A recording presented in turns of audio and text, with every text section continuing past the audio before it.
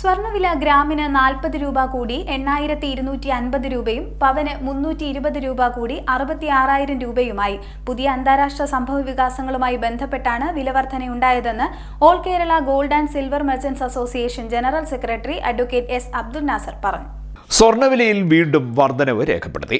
ഗ്രാമിന് 40 രൂപ വർദ്ധിച്ച് 8,250 രൂപയും പവന് 320 രൂപ വർദ്ധിച്ച് 66,000 രൂപയുമായി. അന്താരാഷ്ട്ര സ്വർണ്ണവില $3,011 രൂപയുടെ വിനിമയ നിരക്ക് 86.77 18 ക്യാരറ്റ് സ്വർണ്ണവില 6,780 രൂപയായി ഉയർന്നിട്ടുണ്ട്.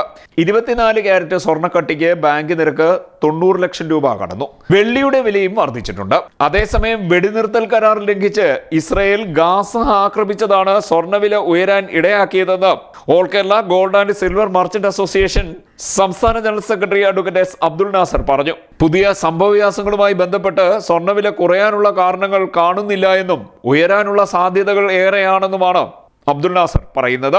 CDNet news, Kayamkulam.